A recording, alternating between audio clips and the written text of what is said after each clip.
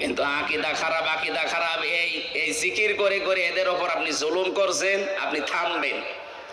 যারা নির্দোষ মানুষের উপরে কোনো দোষ চাপিয়ে দেয়, ভালোভাবে শুনবেন, যারা নির্দোষ মানুষের উপরে কোনো দোষ চাপিয়ে দেয়, সে যেন নিজে প্রকাশ্য পাপের বোঝা বহন করে ঘুরে বেড়ায়। সুতরাং বাংলাদেশে বহু আলেম ওলামা, বহু আল্লামা, এরকম বাংলা শিক্ষিত মানুষের প্রতি, এই যে সোহেল ভাই জীবনে মাদ্রাসায় পড়িছে, এরকম একটা বাংলা শিক্ষিত মানুষদের আকীদার উপরে আপনি আন্দাজে মিথ্যা তহমত দিয়ে দিলেন যে ওর আকীদা ভালো না। সূরা নিসা 112 নম্বর আয়াত অনুযায়ী আপনি পাপের বোঝা কিয়ামতে বহন করে নিয়ে বেড়াবেন। হ্যাঁ, দুনিয়াতে আল্লাহ শাস্তি আপনাকে দেবে, ওই ব্যবস্থা এখন আল্লাহ করছে না। তাই ইমাম আহমদ ইবনে হাম্বলের জামানায় আমরা দেখেছিলাম, কিতাবে পড়েছি, দুই মহিলা, একজন মারা যাওয়ার পরে আরেকজন এসে লাশ ধোয়াতে গিয়ে এই হাত আটকিয়ে গেছে তার রানের উপরে, কয়েক ঘন্টা পর্যন্ত আর নড়াচড়া নেই, হাত তুলতে পারে না। এলাকার যিনি ইমাম তাকে বলছে কি করা যায়। উনি গ্রাম্য মানুষ, ফতোয়া দিয়েছে এক কাজ করেন, জীবিত মানুষের হাত তো কাটা যাবে না, মেয়ে লোক যেটা মরে গেছে ওনার ওই জায়গায় চামড়া কেটে ফেলেন।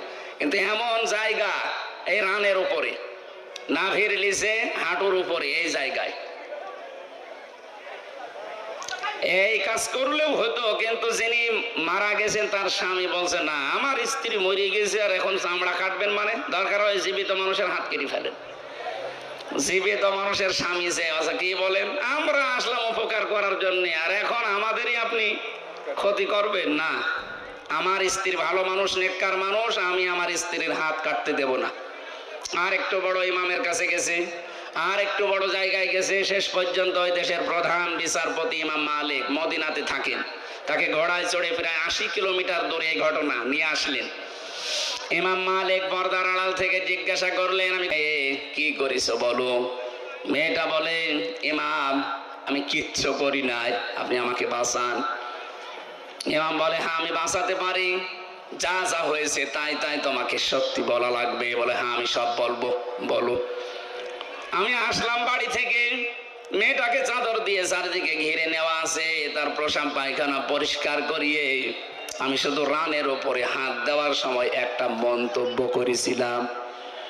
মন্তব্যটা এই, মারা যাওয়ার কিছুদিন আগে একটা পুরুষের সাথে বাড়িতে ঢুকতে দেখেছিলাম আমি, কিন্তু পুরুষটা কে এটা আমি ধারণায় আমার আসে নাই, চিন্তায় আসে নাই।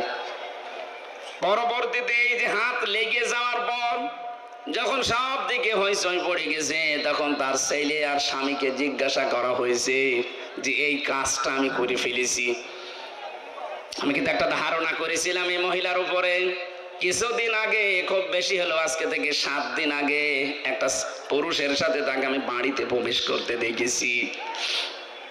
আমি ধারণা করেছিলাম তোমার উপরে তো ফিটফাট ভালোই লাগে, ভেতরে চরিত্র এত খারাপ এ পুরুষের সাথে, অথচ ওইটা ছিল তার আপন ভাইয়ের ছেলে।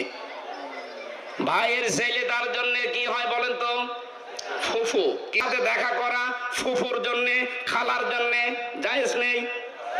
বলেন বলেন। তা আমি তো পর পুরুষ মনে করে আন্দাজে ধারণা করেছি, নিক্ষেপ করার কারণে আমার মনে হয় আল্লাহ হাত আটকিয়ে দিয়েছে। ইমাম মালিক বললেন, হ্যাঁ এটা আমি ধারণা করছি, তুমি যেহেতু অপরাধ করেই ফেলেছো বিনা কারণে, একটা নিরপরাধ নেককার মহিলার উপরে জেনার এই তহমত লাগিয়েছো ধারণার মাধ্যমে, সুতরাং তোমাকে দুইটা, 1 নম্বরে 4 জন সাক্ষী জোগাড় করা লাগবে। কোথায় পাবে? সাক্ষী আছে? নেই। এটা যখন নেই, তোমার দ্বিতীয় নম্বর, প্রথম নম্বর সাক্ষী যখন নেই, তাহলে এই শাস্তি পাওয়া লাগবে। আর দুনিয়ায় যতদিন বেঁচে আছো কোনোদিন তোমার সাক্ষী গ্রহণ করা হবে না। বাংলাদেশে আয়াতটা যদি সংসদে কায়েম থাকতো, আল্লাহর কসম এদেশের বহু মিথ্যা মামলা এমনি মিটে যেত, কারণ সাক্ষী জোগাড় করতে পারতেন না। 2 নম্বরে যারা সাক্ষী ঠিক পর্যন্ত দিতে পারবে না, এই মানুষগুলোর কোনোদিন তাদের পক্ষে আর সাক্ষী দেওয়া বৈধ নেই, জায়েজ নেই, তাদের সাক্ষী আর গ্রহণ করা হতো না। আন্দাজে বিনা কারণে নিরপরাধ মানুষকে যেন উল্টা পাল্টা দোষ দেবেন না।